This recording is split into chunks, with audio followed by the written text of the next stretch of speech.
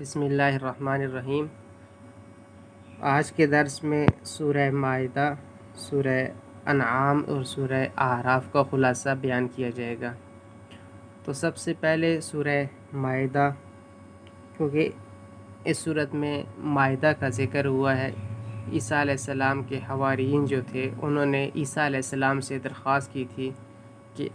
انزل علینا مائدۃ من السماء، کہ آپ اللہ تعالیٰ سے یہ درخواست کریں کہ وہ آسمان سے ہمارے لیے دسترخوان اتارے۔ تو اس وجہ سے اس سورت کا نام سورہ مائدہ ہے۔ تو اس کے شروع میں اللہ تعالیٰ نے سب سے پہلے حرام جانوروں کے بارے میں بتایا اور حرام غذائیں جو ہیں ان کے بارے میں بتایا کہ ان کو کون کون سی غذائیں ہیں جن کو تم نے استعمال کرنا ہے اور کون سی ہیں اس کو نہیں استعمال کرنا۔ پھر اس کے بعد اللہ تعالیٰ نے گواہی دینے اور فیصلہ کرنے میں انصاف کرنے کو ضروری قرار دیا، چاہے کہ انسان کے والدین ہی کیوں نہ ہو یا قریبی رشتہ داری۔ کہا کہ گواہی جو دینی ہے وہ یا فیصلہ کرنا ہے وہ انصاف کے ساتھ کرنا ہے۔ پھر اس کے بعد اللہ تعالیٰ نے بنی اسرائیل کو مقدس زمین کی طرف جہاد کا حکم دیا اور ان لوگوں نے اس جہاد سے روگردانی کی اور اس سے انکار کر دیا۔ پھر اس کے بعد اللہ تعالیٰ نے حابیل اور قابیل جو تھے دونوں بھائی، ان کا قصہ ذکر کیا کہ کس طرح ایک بھائی نے حسد کی بنیاد کے اوپر اپنے بھائی کو قتل کر دیا، اور کائنات کے اندر سب سے پہلے یہ گناہ ہوا۔ اس سے پہلے لوگ قتل کو نہیں جانتے تھے۔ اب جتنا بھی کائنات کے اندر قتل ہوتا ہے اس تمام کا گناہ قابیل کے نامہ اعمال میں لکھا جاتا ہے، کیونکہ حدیث کے اندر آتا ہے من سن سنۃ حسنۃ فلہ اجرھا واجر من عمل بھا، کس نے کوئی نیک عمل کو جاری کیا تو جب تک لوگ اس نیک عمل کے اوپر عمل پیرا رہیں گے تو اس کا ثواب اس نیک عمل کو شروع کرنے والے کے لیے ہوگا جب تک لوگ اس پہ عمل پیرا رہیں گے۔ اور جو کوئی اسی طرح برائی کا کام شروع کرتا ہے تو لوگ برائی کے کام میں پڑ جاتے ہیں، تو ایسی برا طریقہ یا ایسی بری بات کو ایجاد کرتا ہے جس کی وجہ سے لوگ برا کام کرنا شروع کر دیتے ہیں، تو اس کا گناہ اس کے لیے لکھا جاتا ہے جو اس نے برا کام شروع کیا، اور جو بھی اس برے کام میں پڑے گا اس کا گناہ بھی اس کو ہوتا ہے۔ اس کے بعد اللہ تعالیٰ نے جو ڈاکو اور مفسد تھے ان کی سزاؤں کو بیان کیا ہے کہ ان کے لیے کیا کیا سزا ہونی چاہیے۔ پھر اس کے بعد اللہ تعالیٰ نے پچھلی جو تمام آسمانی کتابیں تھیں ان کے بارے میں بتایا کہ وہ قابل ایمان تھیں، اور اللہ تعالیٰ کی طرف سے جو تعلیمات اتاری گئی تھی جو پہلے لوگ تھے وہ ان کے مطابق فیصلہ نہیں کرتے تھے، تو جو ان کے مطابق وہ فیصلہ نہیں کرتے تو فرمایا کہ یہ گناہ کا کام ہے، ظلم اور کفر ہے۔ پھر اس کے بعد اللہ تعالیٰ نے جو علماء اور مذہبی پیشوا لوگ ہیں ان کو بتایا کہ وہ لوگ گناہوں کے اوپر خاموش نہ رہیں اور لوگوں کو اس بات کی طرف توجہ دلائیں کہ گناہ کے کاموں پہ سے دور رہیں اور گناہ کے کام کرنے کی کسی کے لیے بھی اجازت نہیں ہے۔ اس کے بعد اللہ تعالیٰ نے عیسیٰ علیہ السلام کی جو ابدیت کے اوپر دلائل پیش کیے کہ کس طرح عیسیٰ علیہ السلام جو تھے وہ اللہ تعالیٰ کے بندے تھے، اور ان کی ماں جو تھی وہ کیا تھی، وہ بھی اللہ تعالیٰ کی نیک بندی تھی۔ اس کے بعد اللہ تعالیٰ نے 7ویں سپارے کے اندر قسم کی قسموں کو بتایا ہے کہ انسان جو قسم کھاتا ہے اس کی کون سی انواع اور اس کے احکام بتائے ہیں۔ پھر اس کے بعد اللہ تعالیٰ نے شراب اور جوئے کی حرمت کے بارے میں بتایا کہ شراب اور جوا جو ہے یہ شیطان کے کاموں میں سے ہیں، ان سے ہمیں بچنا چاہیے۔ پھر اس کے بعد یہاں پہ وہی ذکر ہے جو عیسیٰ علیہ السلام کے حواریین نے عیسیٰ علیہ السلام سے کیا تھا کہ آپ اللہ تعالیٰ سے دعا کیجئے کہ ہمارے لیے آسمان سے دسترخوان نازل کریں تاکہ ہم اپنے ایمان کے اندر اور زیادہ بڑھیں۔ پھر اس کے بعد اللہ تعالیٰ قیامت کے دن عیسیٰ علیہ السلام سے سوال کریں گے کہ کیا تم نے لوگوں کو کہا تھا کہ تم میری بندگی کرنا، تو وہ برات کا اظہار کریں گے کہ یا اللہ میں نے تو ان کو ایسا کوئی بات نہیں کی تھی، وہ اپنی عاجزی کو اللہ تعالیٰ کے سامنے ظاہر کریں گے۔ پھر اس کے بعد سورہ انعام ہے، اس میں سب سے پہلے اللہ تعالیٰ نے عقیدہ توحید کا ایک خوبصورت اور اہم پہلو سب کے سامنے اجاگر کیا ہے کہ کیونکہ توحید کے بغیر اللہ تعالیٰ ہر گناہ کو بخش دیں گے، لیکن اللہ تعالیٰ شرک کو نہیں بخشیں گے۔ اس لیے اللہ تعالیٰ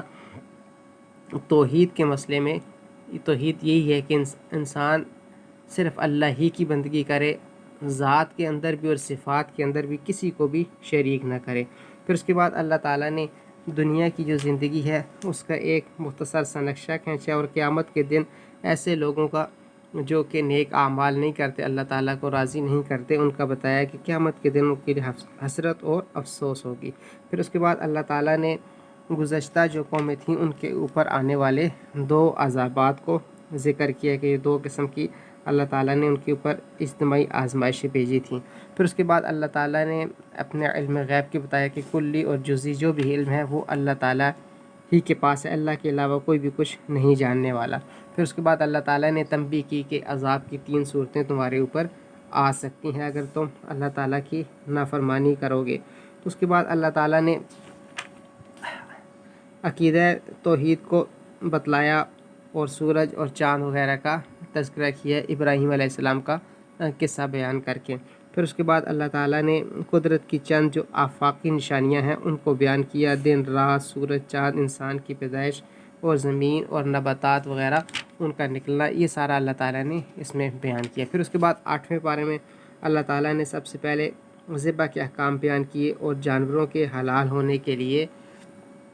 تسمیہ یعنی ان کے اوپر اللہ تعالیٰ کا نام لینا ضروری ہوتا ہے۔ اس کے بعد مشرکین کی اللہ تعالیٰ نے کچھ جاہلانہ رسمیں بتائی کہ کس طرح مشرکین اپنی جاہلانہ رسموں کے اندر بندھے ہوئے تھے اور ان کے اوپر عمل کرتے تھے۔ پھر اس کے بعد اللہ تعالیٰ نے لوگوں کو 10 وصیتیں کی کہ ان کو اگر تم عمل کرو گے تو ان کے اوپر تم کو اللہ تعالیٰ کامیاب کریں گے۔ پھر اس کے بعد اللہ تعالیٰ نے